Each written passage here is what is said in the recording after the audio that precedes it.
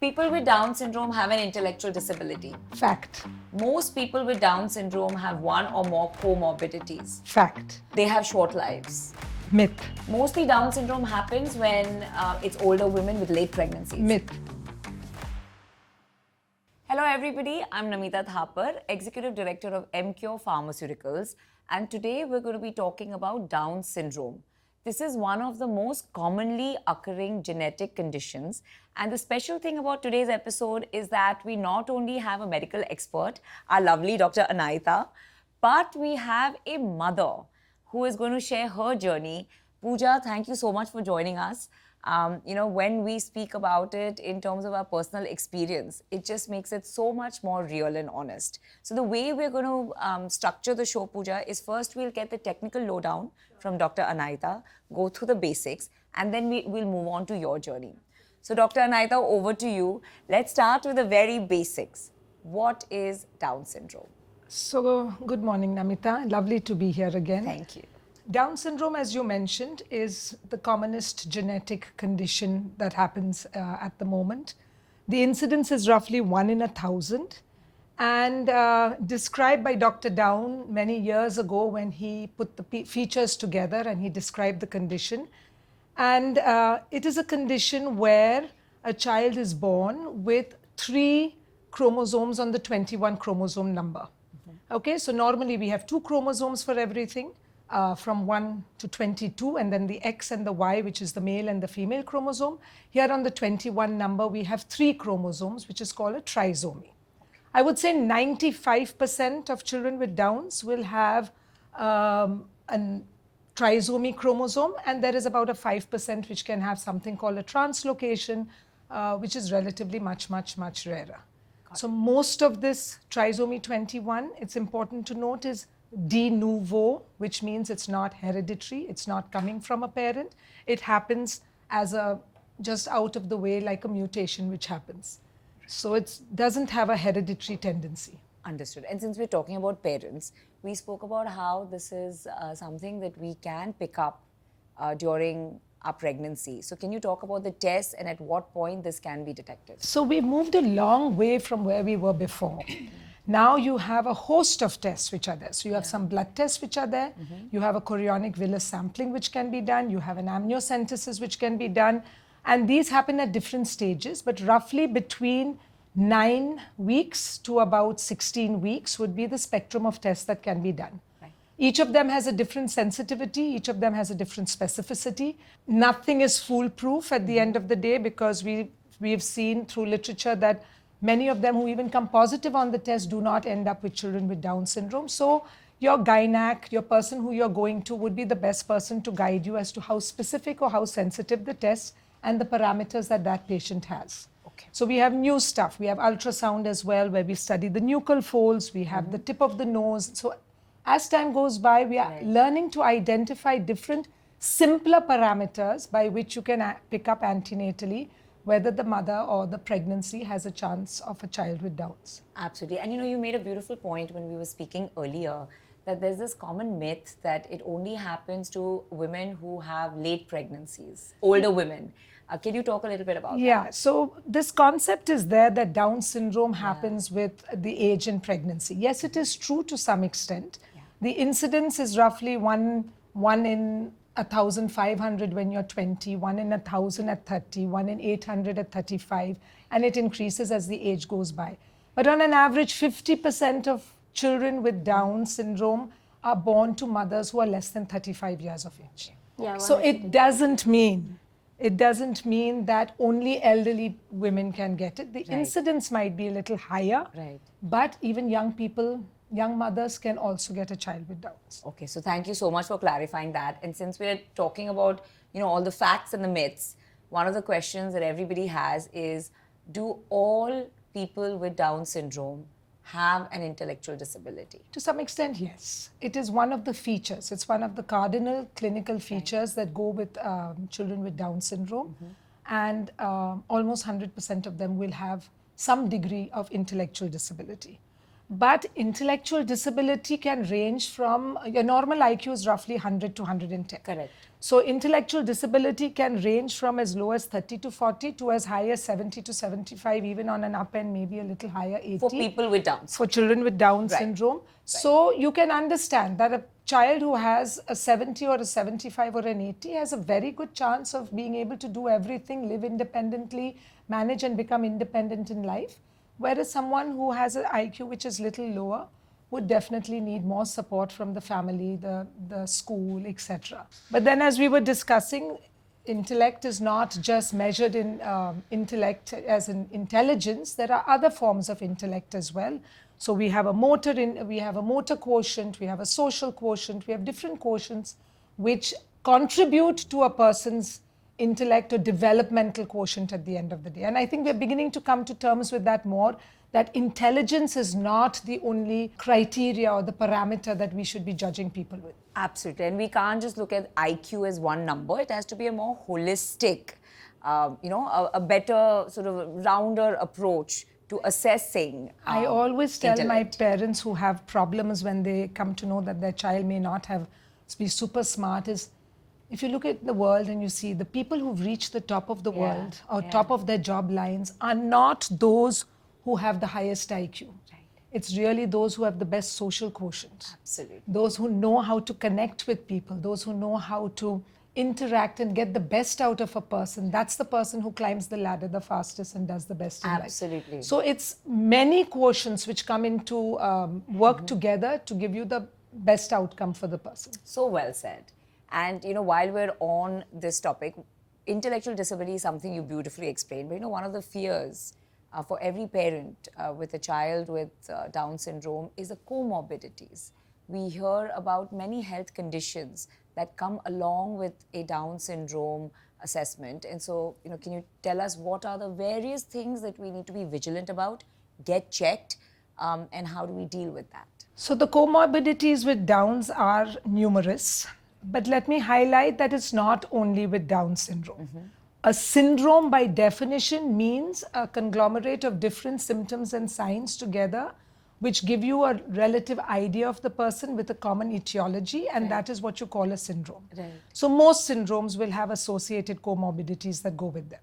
So when we are looking at a Downs, we have a rule that if anything, as a physician, if anything on the outside looks different, please check every part of you on the inside to get a clue as to it. So when we start with Downs, if you start with the head, they have a tendency to epilepsy.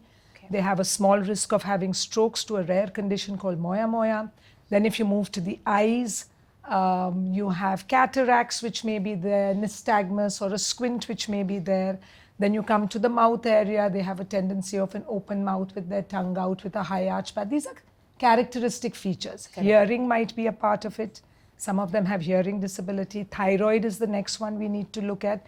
And these are the ones you can't afford to miss: the hearing, the thyroid, the heart. Right. They have congenital heart defects. And honestly, that would be the single biggest parameter that needs to be assessed, because the long-term picture and the outcome of the child, particularly in the first 1 to 2 years of life, is dependent on whether he has a heart defect or he doesn't.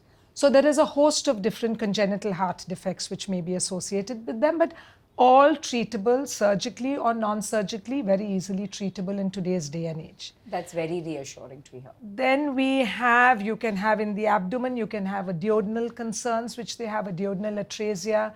You can have kidneys which have little issues. You have laxity of all the joints, which is a very important. So the hips are a very important thing to look at when they are small. They can have dysplastic hips. Okay. As a result of which it adds to the delay in the walking which is there. Oh, so that's the It's one of the things which adds to the delay which may be there. Got it. They have laxity of all the ligaments, as I said. So one of the concerns is the cervical spine. Okay, so all children with Down syndrome need to have an X-ray of their cervical spine, because if you have ligaments which are lax, your vertebrae could slip on top of each other and you can get significant quadriparesis. The incidence is small. It's about 10 to 13%. But it's a very serious concern, so it needs to be screened. So when a kid comes to us, we screen all this the first time we see the child. Right. You get it? You don't have to repeat the hearing or the thyroid. Yes, you may have to repeat because it can come later. But once you've ruled out that we don't have any of these associated features, you're relatively on good footing. So it's a one-time assessment. That's right. Then the other things, they're more at risk for immunological disorders. They tend to catch infections a little more. Neurological concerns, Alzheimer's, dementia, anxiety, depression as comes by, but there's a huge percentage in the normal population as well. And I think there is a slightly higher chance of leukemias or malignancies which may be there, particularly first year of life and then maybe a little later. Okay. Okay. So what you're saying is it's good to get a one-time assessment of everything done. And like you rightly said, most of these things, if identified on time, are very much treatable. Absolutely. And that is a great segue to our next question, which, when we look at the statistics, in as early as 1983, the average lifespan of a person with Down syndrome was 25 years. Today, we're sitting at this number going from 25 to 60. So is it the fact that more people are vigilant, checking out these comorbidities, treating them on time, that has led to this increase in lifespan? So I would say two things. One is the advances in science and medicine. There's no two ways. Heart disease today can be operated very easily. In the past, pediatric heart surgery was relatively in very few centers. Today, it's available in numerous places. That's just one example. Picking up, identifying, our knowledge has increased so much. So we know what to look for, we know when to start looking for it, and we know how to support and help it to make it better for the child. And the last thing is, in the past, when you had children with Down syndrome, people used to institutionalize them because they felt it was a condition where you needed to have care by a certain team of people. Today, that doesn't happen. Children with Downs are with their families, they're growing well, they're flourishing in every way, they're participating in everything, and 60 is the average age. There are some who go to even 70 and 80. Absolutely. So, the last part you said is so beautiful, that more and more parents now keep them at home. They have a very beautiful personal life with their family, and that to a large extent has led to the increase in the lifespan. Because at the end of the day, it's all about emotional happiness and, how the child feels loved, right? One last question before we go to Pooja is, a parent always worries, what after me, right? So globally, we know that the care centers for people with Down syndrome are very good in terms of living arrangements, having a whole team of doctors taking care, all aspects of it. Whereas in India, we don't have that in terms of the homes, the support structure. And so I just want to get an understanding of, is a person with Down syndrome, in the absence of these facilities, able to be self-sufficient and live by himself or herself? So I think here one of the beauties is the Indian system. Okay. I don't know if you agree with me, but I completely agree on that. I find that there would be very few people with Downs who would be wanting even, or families wanting to put them. Yes, it's a fear that all families have. But there's always a sibling usually, or there is an uncle or an aunt or even a niece or a nephew. Neighbor, you'll be amazed at the infrastructure that we have in the way we work as a society. That helps. Right. So yes, as we are moving towards nuclear family and as we are moving towards more isolation rather than joint family system, you do have the parent who always comes and tells me, Doc, what's going to happen after me? Right. And they start searching for these homes right from the beginning, and they start identifying where they would like to put them. Yes, we do have very few, but yes, the numbers are also increasing. And some of them are nice, some of them are good, some, yes, lots to desire still. But I think it's a journey we are on. Yeah. But the beauty is, I still think in our situation, most families would have, they may not look after it like a parent would, but I think that the child would be looked after even into adult life and going forward. Absolutely. We have support groups which are now there, lots of support groups which are coming, which hold lovely programs. And I would recommend that anyone who has a child with Downs would get onto the support. They have sessions with the tax man, with the insurance company, with stuff like that. That how do I get insurance for my child? That how is do so I nice get? to hear. How do I wasn't aware get? of What that. is the policy that I can open for my child? Right. What are the benefits that he can get after me, with me, along with me, etc. So we are slowly moving in the correct direction. Right. It'll take time, but at the end of the day, I'll be honest, nothing moves without the parent. Very true. It is the parent who holds everything, makes it happen, and even the homes, if you look at them that come up, it's always a parent who's starting. Yes. Even the schools, if you look for children with any form of concerns, it's usually a parent who somewhere started. So for us, the parent is the single most Jai Vakil is a great Vakil example is of a great started by a parent because of their own personal journey. And it was a child with Down syndrome. Dina I had didn't Down know syndrome. that. Dina Shroff's Mrs. Vakil's Mrs. daughter. Shroff's daughter, Mrs. Shroff's Sister. was Dina. was a girl with Down Okay, syndrome. I wasn't aware of that. So that is, so you know, at the end of the day, it's so beautifully summed up by Doctor that it's so important that you have parents, you know, who are sort of the rock solid support. And we have one such lovely parent. Pooja, you so beautifully shared your story with me earlier. And the lovely thing is that you work at Jai Vakil, Yes. that works with kids with a lot of different, you know, conditions. Yes. And you're a speech therapist there, Yes, right? that's correct. And you have a 9-year-old child. Almost 9-year-old. Almost yes. 9-year-old child. So we would love to hear. Start from the beginning and tell Sure. us everything. Thank you for inviting me. So, yes, I'm mother to 2 boys, almost 9-year-old Arya, who has Down syndrome, and I have a neurotypical 5-year-old Avi, and it's my husband and me, and 4 of us. We used to live in the US. Both my children were born there, and recently, about a year ago, we moved back to India. And talking about my journey as a parent, especially with Arya, that's almost 9 years that I want to try and summarize. So that's a task. Yeah, as Anaita ma'am was saying, that Down syndrome is typically diagnosed prenatally. In our case, there was a case of medical negligence and we had a postnatal diagnosis. At this point, it's history. We don't even think about it. We did go through some trauma at that moment, my husband and I. It was like, you don't know how to swim and suddenly you are thrown in the ocean without any sort of support. And you are told that just keep moving your arms and legs. You have no idea how deep this ocean is, where you are going to swim and go. But all you have to do is just keep surviving. That's exactly how it felt in that moment. There was no time that we as parents had to grieve or even process what's going on. Mm-hmm. It was like, you have this child, now do what you need to do. And both my husband and I did a crash course in Down syndrome in about a few days. Tried to learn everything. What do we need to do? What are the doctors we need to see? And what are the therapies that he's going to need? And I remember I had my C-section and post that, he was born in November. It was cold in the US, and I used to take my breast pump and the diaper bag and my son and go to a doctor, get his heart checked and get his vision checked. Gosh, that does feel like a long time ago at this point. And it was more like an amphetamine rush. Yeah. And I wasn't even understanding in that moment that I just went through a C-section. I had stitches and, I'm supposed to take care of my body. And I'm carrying the diaper bag on my shoulder and the car seat and moving around like nothing has happened because, at that point, I was like, I'm the mother and I need to do whatever is needed for my child.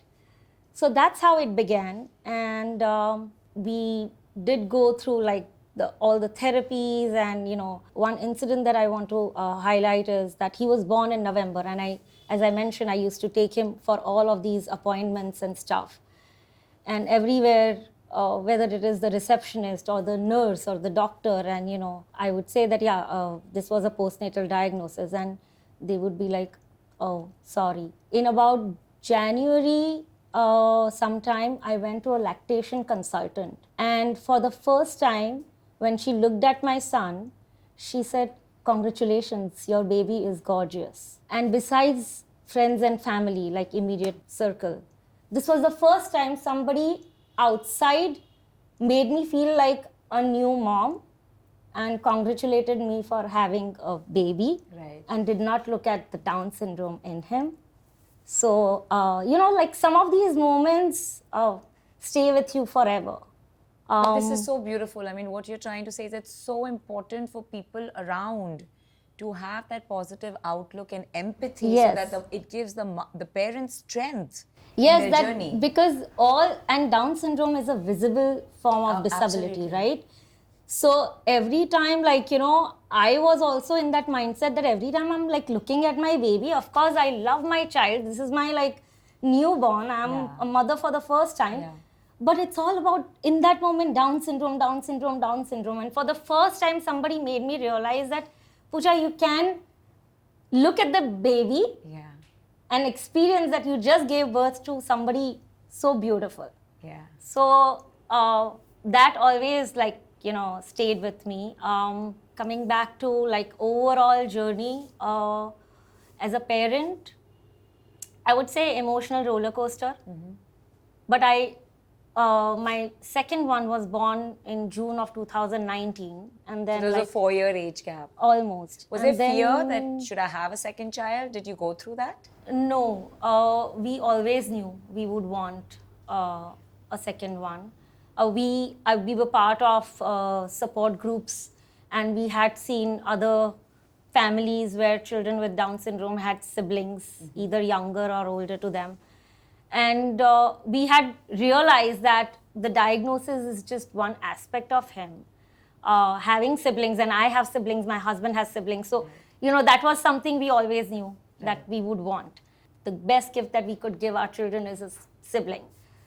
So, when my second one was born in 2019 June, and when COVID hit, he was still very little.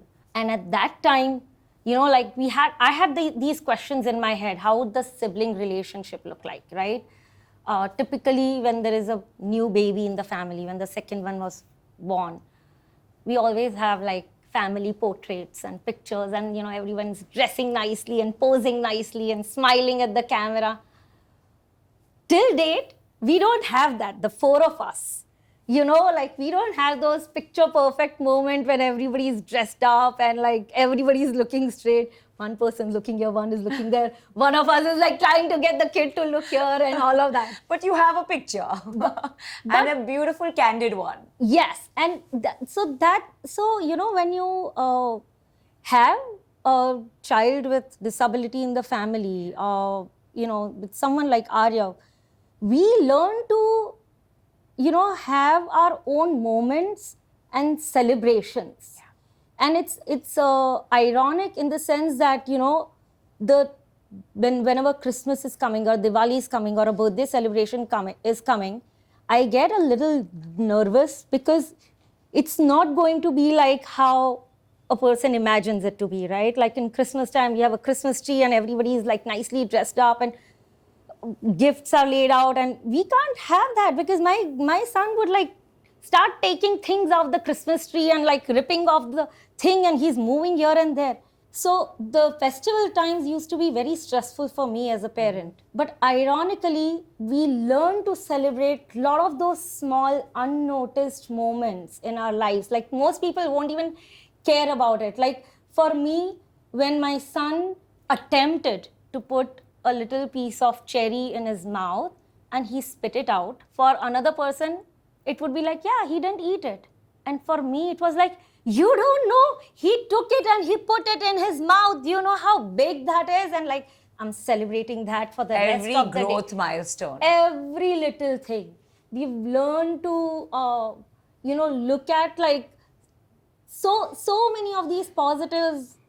We learn to move away from materialistic things or some of these things with other moms with children with Down syndrome. We even joke about that. Oh my God, did you know this mother was stressing over her earrings?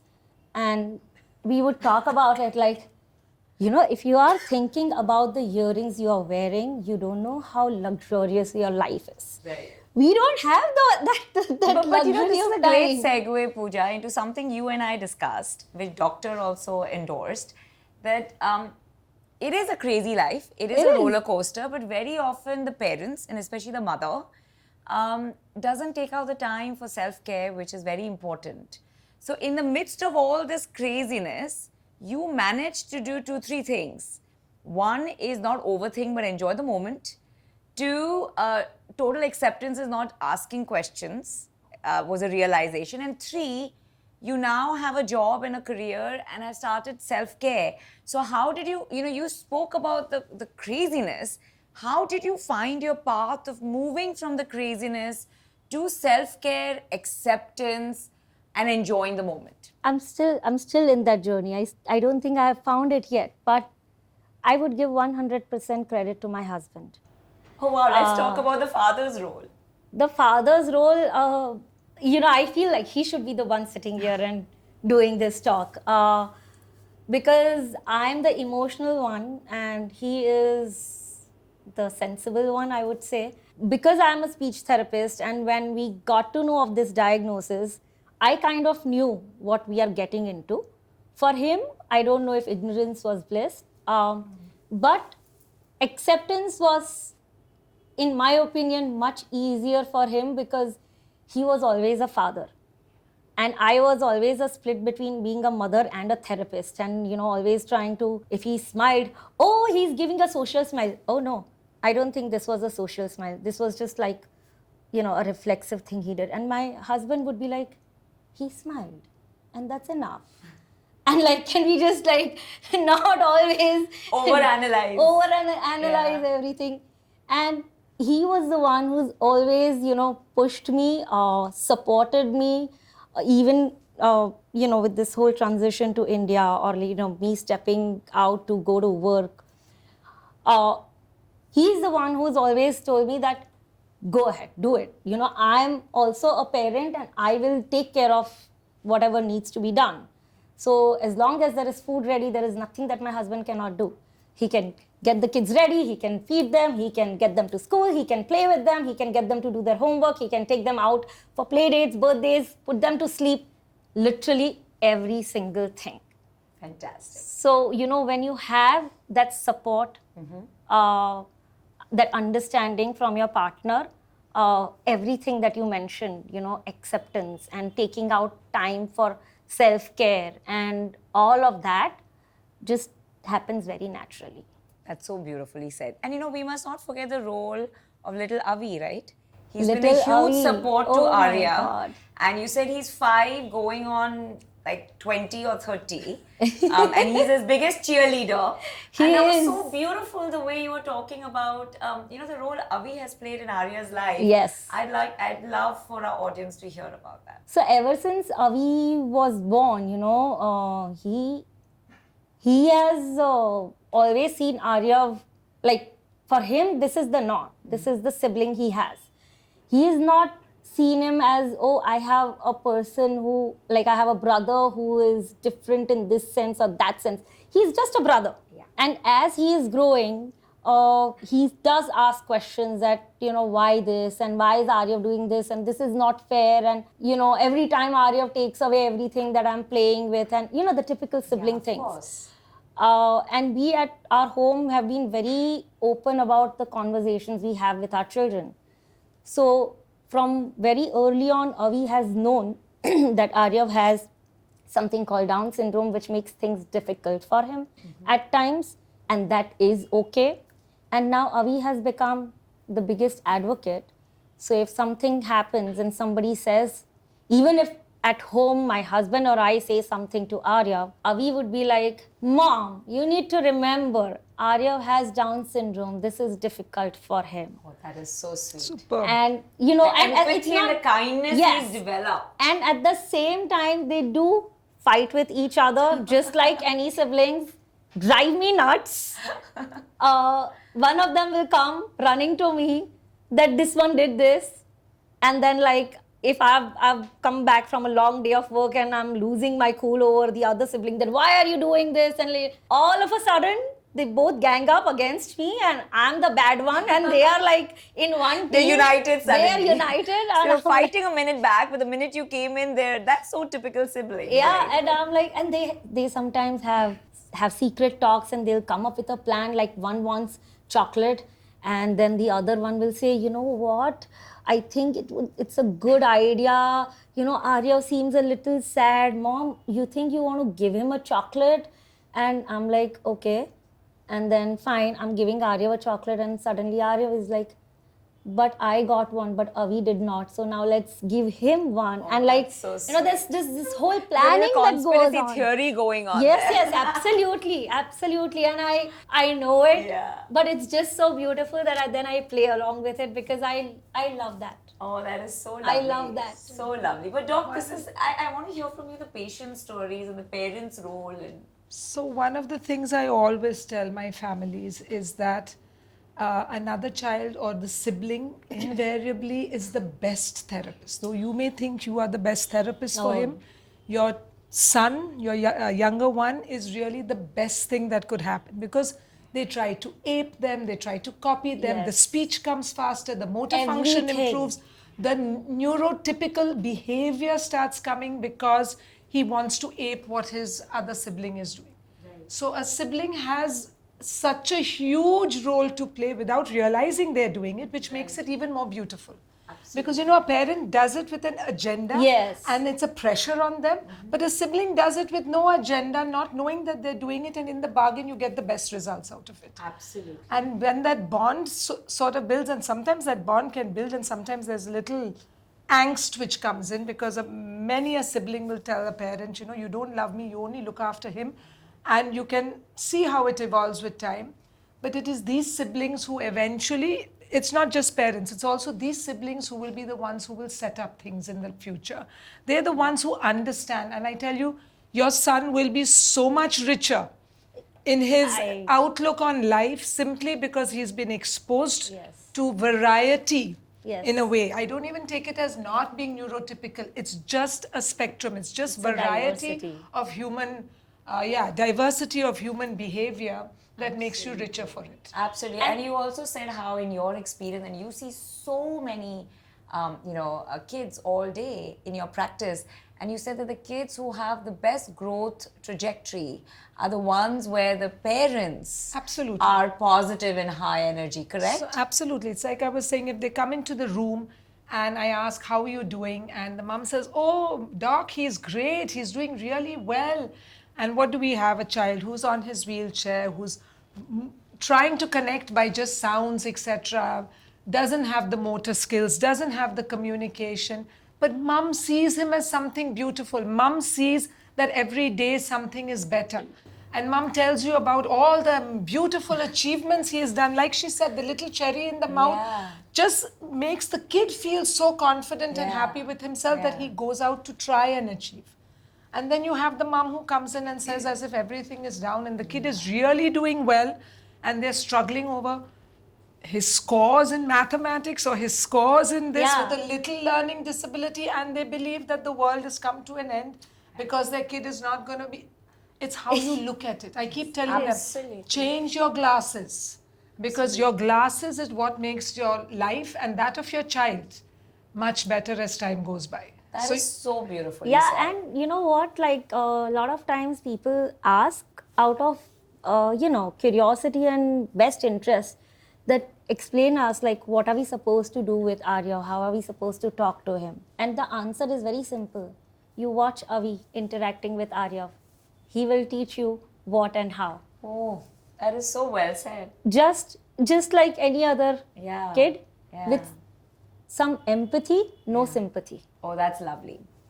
Only empathy, no sympathy. No sympathy. We don't want any sympathy. But Pooja, coming to empathy, you said one more thing which was beautiful. Yes. You said that Arya taught you how to live. Non-judgmental, forgiving, kind. Yes. So you know what? Can you tell me more about what you've learned from your son? So that's the thing, right? When he was born and I was telling you the birth story, I thought that I'm the speech therapist, I'm the mother, and I need to teach everything to my son. Turns out he taught me about life. He changed me as a person, as a professional. My professional growth has been tremendous because of him. I feel I'm a much better therapist and I wish I could go back in the past and do things differently.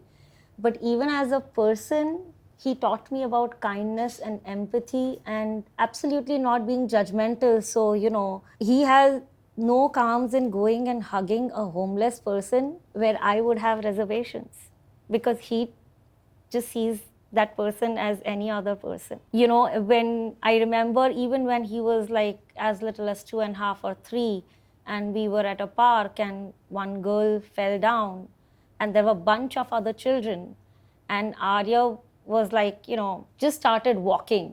He could walk about 10 steps and he would fall down or sit down.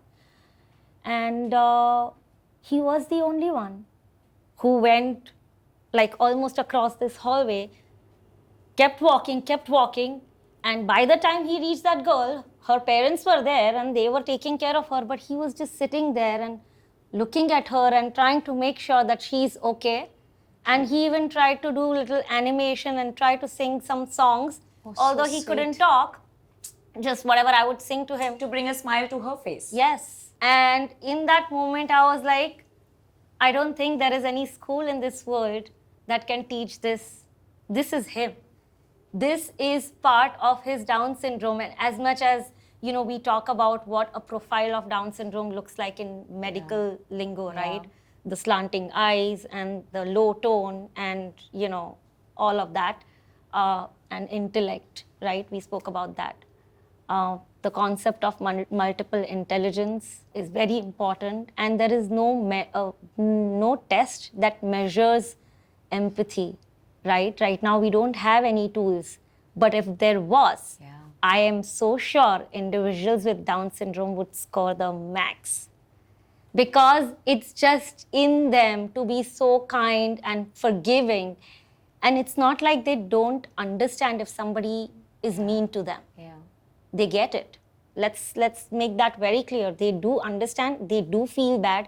They are human beings just like every one of us, and they do experience the full range of emotions. But they have larger hearts than us. Oh, that's so beautifully said. And it's so weird, because I was like, when he was 5 and he had to undergo a surgery, he had to get his heart tested as a prerequisite.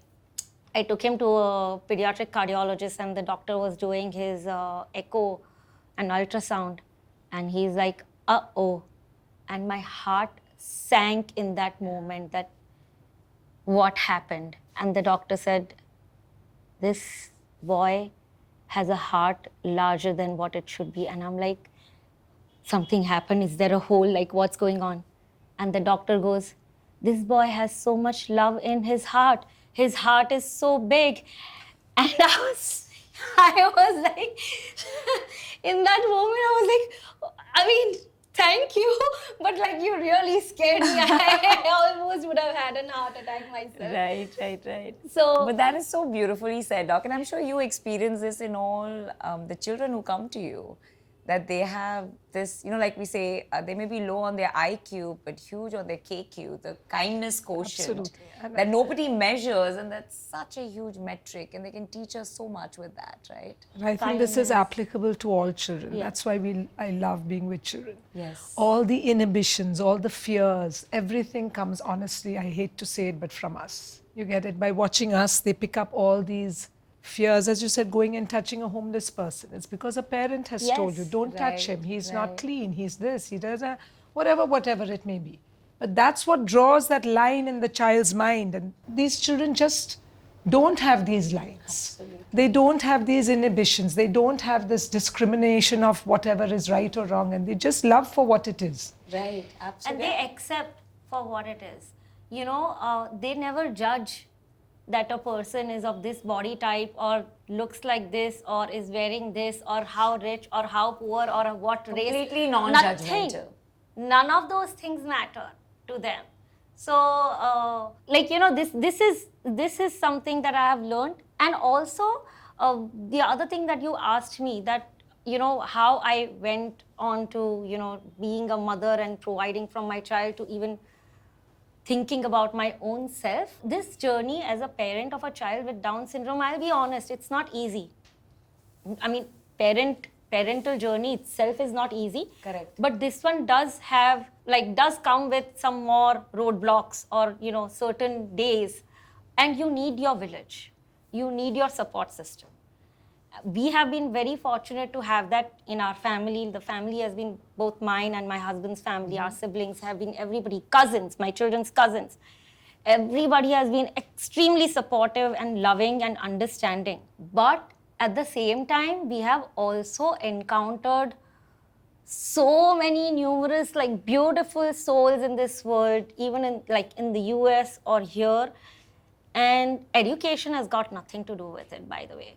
The didis that we have right now at home who take care of our children, I have never sat down with them explicitly to explain teach them. My son does They're have taking cues from the challenging child. behaviors. They're taking cues from the But they child. understand out of kindness that this is a child who has certain challenges, and I've got to accept the child for what the child is.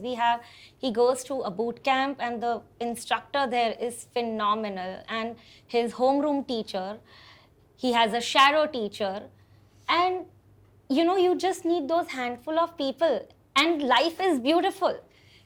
The biggest worry is that the stigma that is there in the society, and that's the one that we got to get rid of. Yeah. I mean, I've had occasions where I've had like people staring at me and my child at grocery store or at a birthday party, and at the same time I've learned to ignore that and focus on the ones who came out to help us. Right. So the ones who gave you love and kindness. So in the grocery store, I was pregnant with Avi, and like Arya is stripping down, taking out all his clothes, even his diaper is down, and he's on the floor and he's screaming, and I am like pregnant and I'm helpless. And I had this very kind woman who came and took the cart from me, and she said, do what's needed. And her other friend came and helped me get Arya up and dress him up. And by the time I'm doing all of that, she's already checked out. She's already paid for me, refusing to take payment back from me.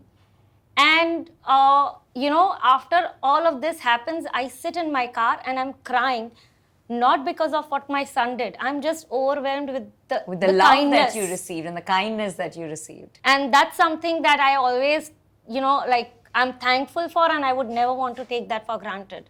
Because of my child, I have encountered like all these other parents and, other individuals with Down syndrome. And who have showered you with love and kindness. And like this whole other world that I have been exposed to. And I'm happy, like I'm content, how acceptance comes in. Acceptance, sometimes you need that support and that validation that Pooja, you are enough as a parent. Your child is enough for what he is. He doesn't need to prove anything to anyone, and we love you for what you guys are. Now, this is so beautiful.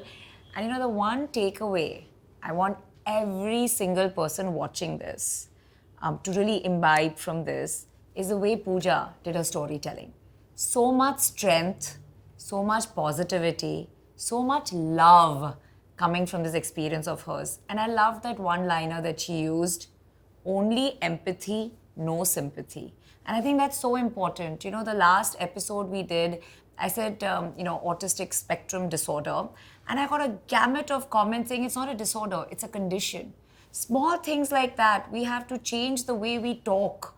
We have to change the way we think. We have to measure people on their kindness quotient and not just their intellectual quotient. And I think on this World Mental Health Day, this is the best message that Pooja has given to all of us, that she has been fortunate to learn from Arya. And let's remember this lesson, and let's spread this level of kindness, empathy, and non-judgmental love to everyone who comes our way. Thank you very much.